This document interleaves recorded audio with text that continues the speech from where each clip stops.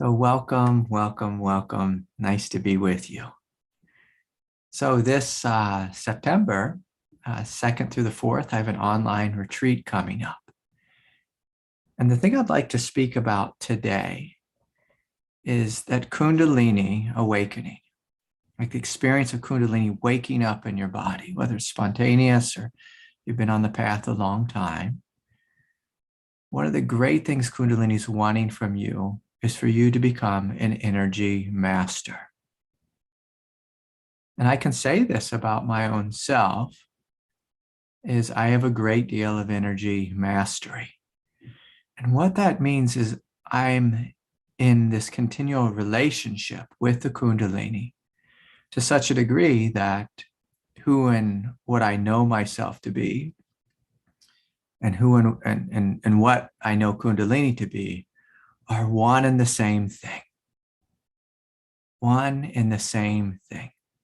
My essence and the essence of Kundalini is one thing.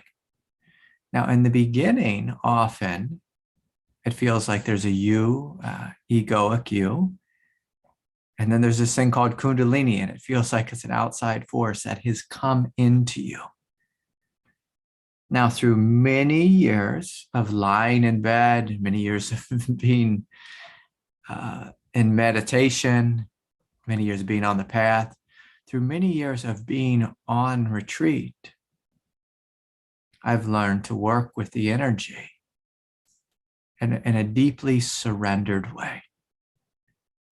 And so the mistake that almost everyone makes, even great gurus, and I have to say, make in regards to energy mastery, is often it's taught that there's like the I, the individual, who's doing a certain breath or a certain practice, a certain mantra to open a different chakra center. And in a sense, like we're manipulating the body or we're manipulating energy, we're moving energy, we're forcing it up the spine and this type of thing.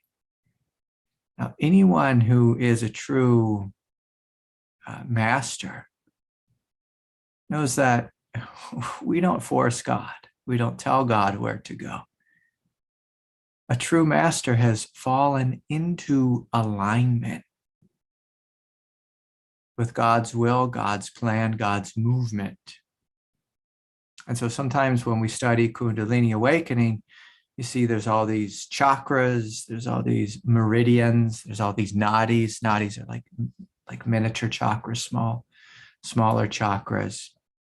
And sometimes we go to some like Kundalini yoga class, they teach you a breath and they say, spin yourself this direction and that will open your heart chakra and this type of thing. And it kind of works sometimes, but there's an element of force to it. An element of force and pushiness and ego doing. And often on the spiritual path, people fall into two groups. There's the group that are like more like type A people who push and do, and they do meditation, they do a mantra, they do yoga, they do the path. And there's like this drive and egoic push in it. And normally it's, I'm doing this so I will get to there. I'm here, and through doing this practice, I get to there. So some of you might recognize this in yourself. People do this with trauma too. It's quite interesting. They're like, I'm in pain, so I'm going to do this breath and this practice, and it's going to get me healed. Then I'm going to be done with the pain and the trauma. I'm going to fix my wound. I'm going to fix my shadow. And even like, I don't even like talking that way because it feels violent. Keep in mind, I did that. And I failed at it, but I did it. I did at it and I got good results at first, but then I began to really fail at it. So that's one group of people. The second group, which I also did, by the way, I'm good at being well-rounded in the shadows. I laid on the floor and I was just like, oh, poor me. I can't do this. God, this is your will. You do it, God. You do it. You do it. I'm just going to lay here. I'm going to wait for you to heal me, for you to awaken, for you to make me enlightened. And I want to point out that neither are the truth. These are two ends of the spectrum. And of course, the truth is to find the third way, to find the middle. And the middle is not a balance, because sometimes the super ego is like, if I just balance this and balance that, it'll all come into place. And so that's just a sophisticated game of the ego as well. So I'm going to teach some things that could be seen as tricks today. But I always must say this, because the people who are pushy, they love tricks. And their ego just picks up the trick. This is not for the ego. All my teachings are for your heart, for your true nature. When true nature picks up a teaching or a practice, it works really good. Sometimes it takes a lot of time, but there's this feeling of this is the way forward. And so when we're going to speak today about energy mastery and guiding the Kundalini, because sometimes, as you know, a Kundalini might get stuck in a different center.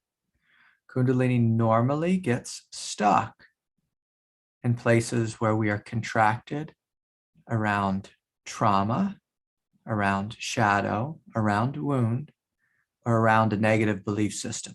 And all those just tend to go together, by the way. they just tend to go together. And so every practice must start first with, I'm going to say, let's see if we can find maybe like 3 attitudes here. The first attitude is an attitude of love. So there's a softness and there's a compassion throughout the nervous system. So this is the opposite of control. Again, the mistake everyone makes when they're taught a practice is their ego does it from a place of control to get a desired result.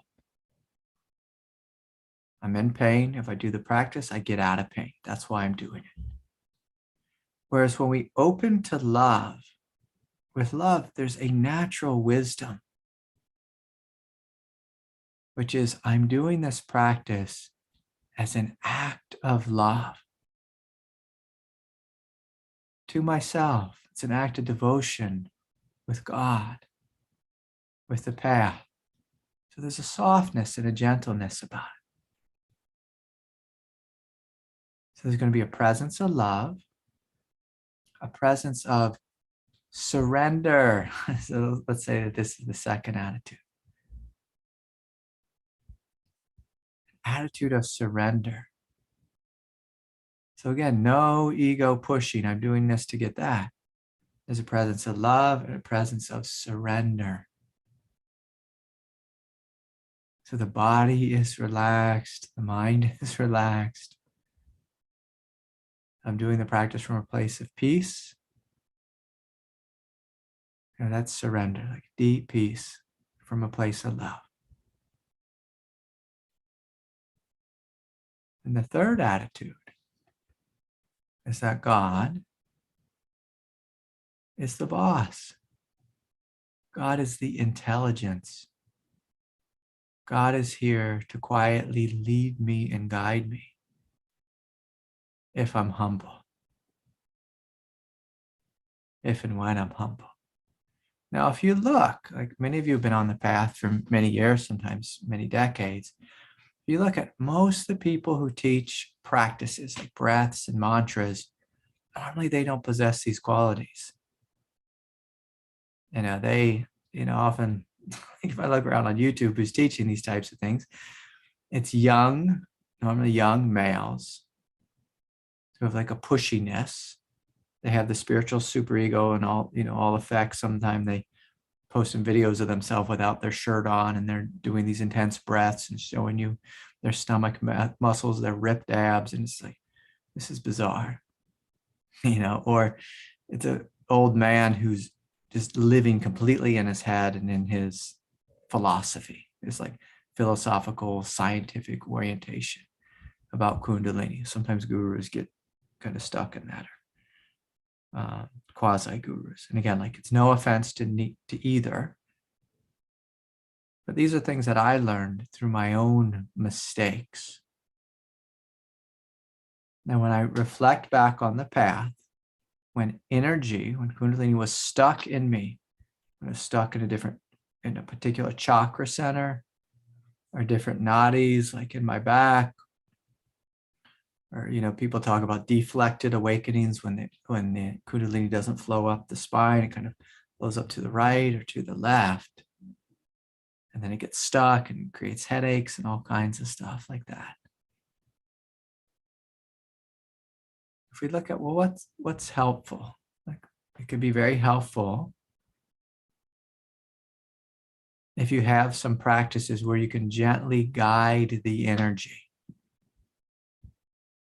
Now, I'm going to correct myself immediately, because what we're doing with our practices is we're really not guiding the energy. We are guiding our own body, like our physical body, our nervous system, and the karmic tendencies of our chakras and our meridians and our nadis. We're guiding them, like all of this, like, let's call that whole thing I just said, the subtle energetic body. We're guiding it to be open and to be receptive, to be relaxed, to be surrendered. In a sense, you're guiding your nervous system to fall into alignment with the intelligence of God, the intelligence of Kundalini. And again, like, I always hesitate about teaching even the most simple pranayama breaths, because almost always these breaths, these practices, are practiced from a place of egoic control and manipulation. And as soon as you do, like, any type of spiritual practice from a place of control or manipulation, as soon as you do anything in life from control and manipulation, you step out of your heart into your fearful egoic nature. You're in your head trying to think, trying to control. The throat chakra is closed, by the way, whenever you're controlling. The heart is closed. And by the way, whenever you're controlling, the mind is closed off to divine intelligence. The belly's closed off from trust. So control can never be the way. And again, that's why I never teach pranayama breaths. I never teach them. I never teach these little tricks, because we're not going to awaken through little tricks. But I want you to hear this. There are certain things you can do to help your body relax in a way that it will come into alignment with the Kundalini.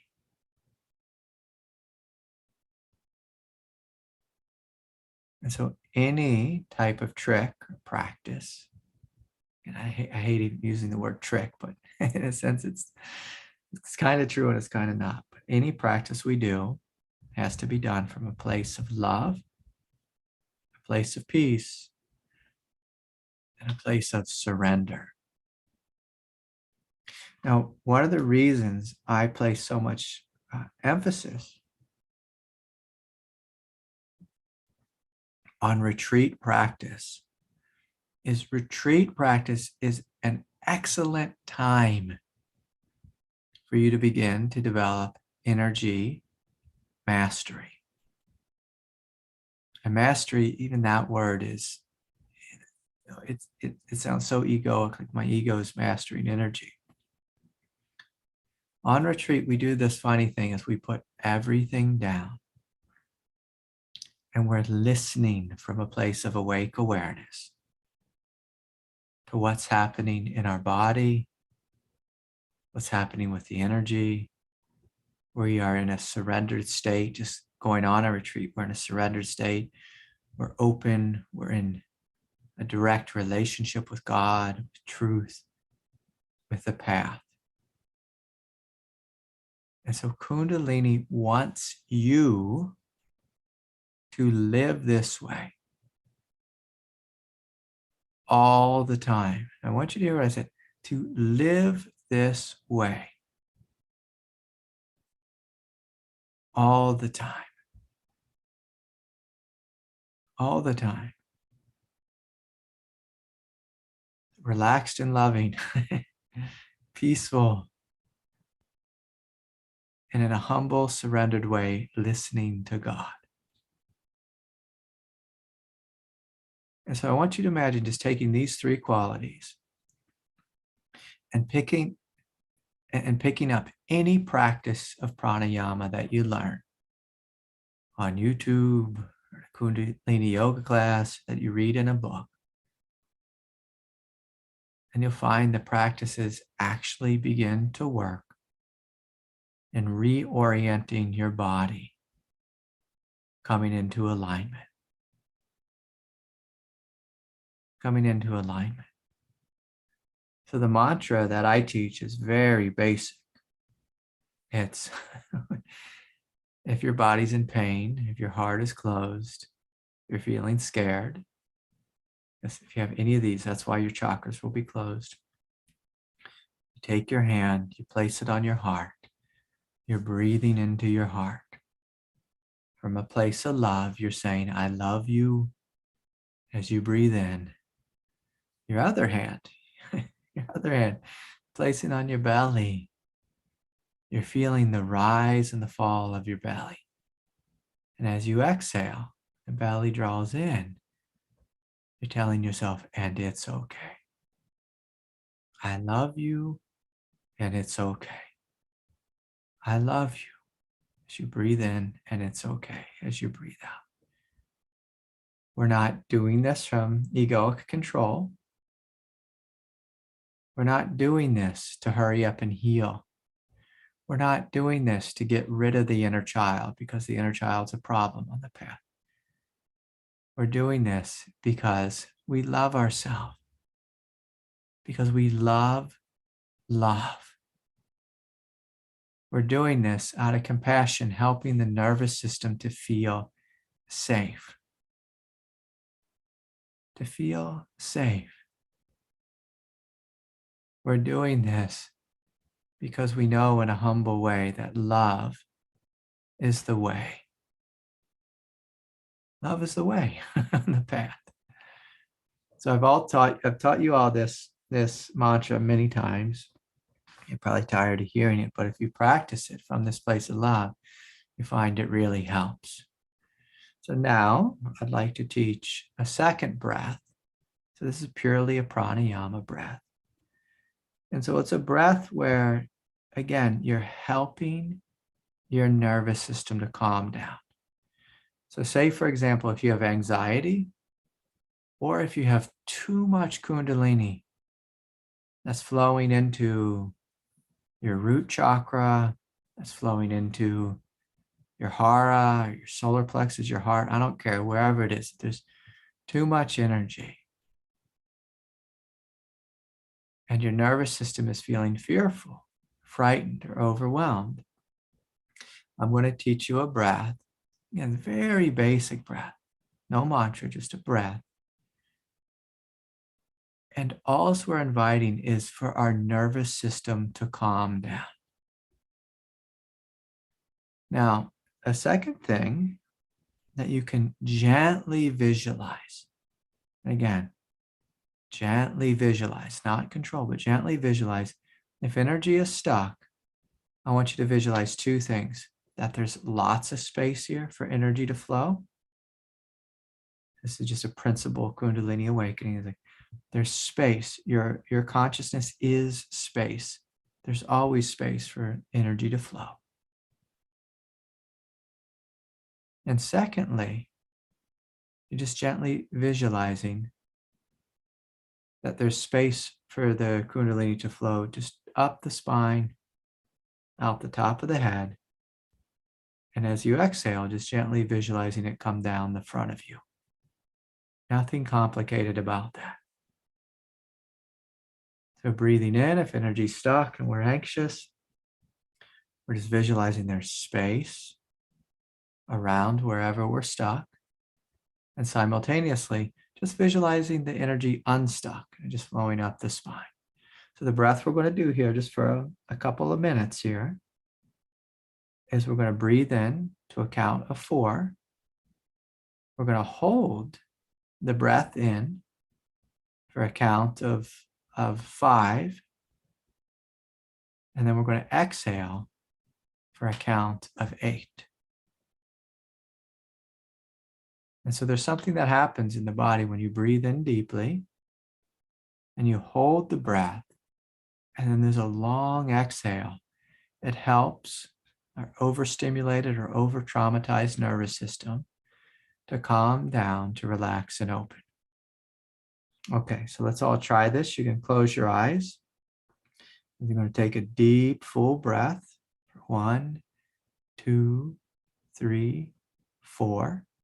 And then we're going to hold it for 1, 2, 3, 4, 5. And we're going to exhale for 8. 1, 2, 3, 4, 5, 6, 7, 8. And we breathe in. 1, 2, 3, 4. We're going to hold it for 5.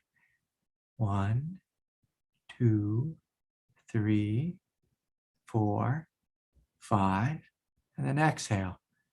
1, 2, 3, 4, 5, 6, 7, 8.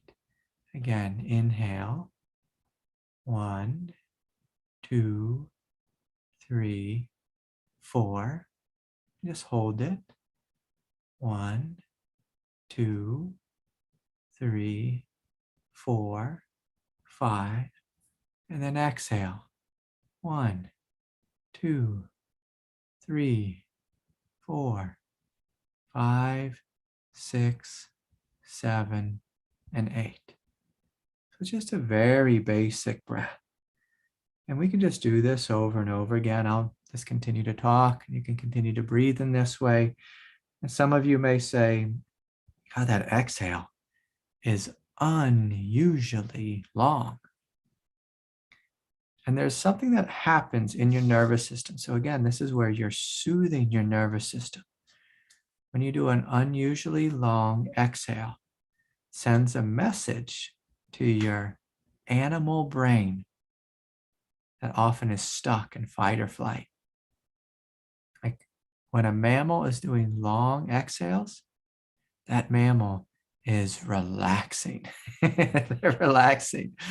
And so again, it's a little bit of a trick. If you do, like a short, deep, inhale, 1, 2, 3, 4, just hold it in, just allowing the mind to be completely still, and then doing an unusually long exhale.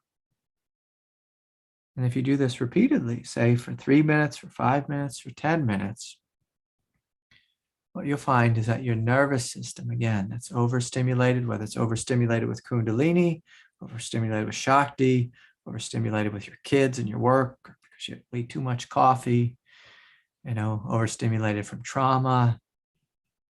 When you do this type of breath, you help your nervous system to calm down. Now, simultaneously, when you're visualizing the body relaxed and there's space here for Kundalini to flow, and simultaneously visualizing the Kundalini going directly up the spine, you're going through all 7 chakra centers, even though it doesn't feel that way, just visualizing that the central channel is open. It can help clear up some things. It can help straighten out that feeling of pressure or intensity. It can help bring you into alignment with what is simply wanting to flow. And so, I encourage you to play with this. I love you and it's okay. Play with it. The breath, where we're breathing in deeply, holding it for a count of 5, doing an extended exhale, play with it. And again, the numbers and the counting, it doesn't really matter. What matters is that it's a deep, full inhale, always through the nose, holding it for a period of time, a little bit longer than the inhale, and an extended exhale, longer than the inhale. And just getting in the habit of just playing with this. We'll talk more about more of these breaths in the coming weeks. But by all means, I always hesitate around these teachings because the people who push use these breaths the wrong way. And then the people who just surrender, they never do the breaths anyways. So we need to come in the middle and, bring a sense of truth and mastery to our relationship with Kundalini.